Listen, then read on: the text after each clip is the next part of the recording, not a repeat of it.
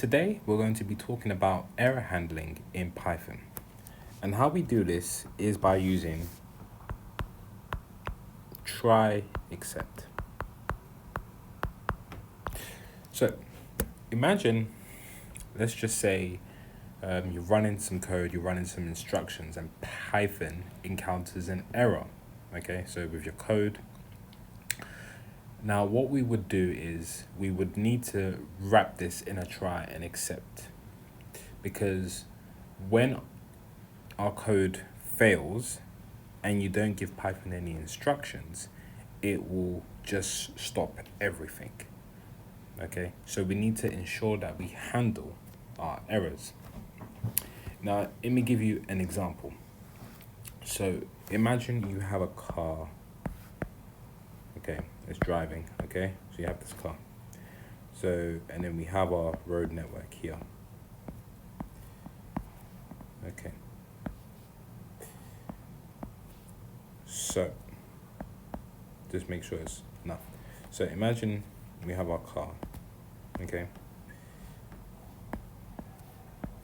So let me draw the road. So we have our car here. Now, if this road is closed, okay, and the car wants to get to this destination here.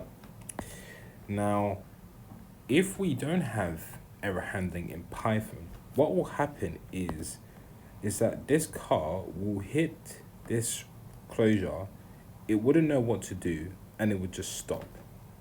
Okay, it doesn't know what to do, it's just gonna end. But with Python error handling, we can define instructions in case, for example, this scenario occurs where this road is closed here. So maybe we might define, okay, if the road is closed, use another route. So go through here instead. So we can continue with our code until it's done. And that's what error handling allows us to do in Python. So let's go through it. So let's just go through an example. So if we try to, so how we would do it is we would start off with the word try, okay?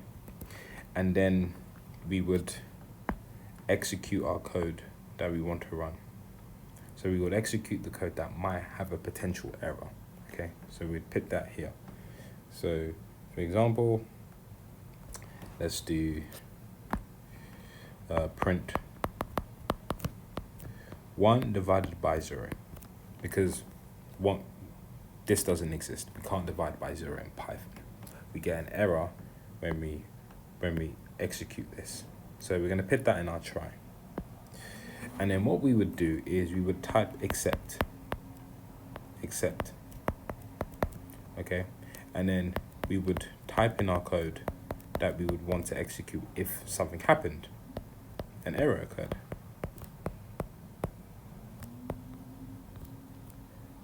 Okay? So this is what we could do if our error occurred. So what Python would do is, for example, it's going to try and run this piece of code here. Okay? And if any of this code fails for whatever reason, it's going to come to this except, and it's going to run these instructions. Okay, so here it's very simple. We're just printing an error code, but we could do other things. Okay, and this is why error handling is important, because without this, if we were to just run this code by itself, the whole program would stop because it wouldn't know what to do afterwards because we didn't handle the error. So just think about like a car, okay? Imagine you have this car and the car maybe encounters an error. So maybe there's something wrong with the tires or with the wheels, okay? So there's an issue with the wheels. We want our car to be able to handle this error, and if it can, continue on, because you wouldn't want to be driving a car and the car encountered a minor error, so a small error, and it stops completely. We want the car to keep going, and maybe it just records the error so that we can fix it at a later date. So that's why error handling is very important. And error handling is used in cars because cars contain computer chips. So inside the car, there's a computer chip. Okay, so error handling is very important. So now let's have a look at this in Replit. So how we would do this is try, print 1 over 0, except, and then print an error happened. Okay, so if you were to run this now,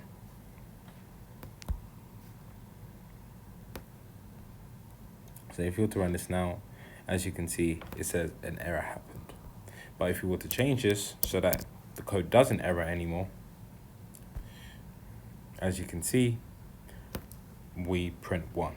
So it's very useful in case if you might get an error. It's very important that you implement error handling in your code.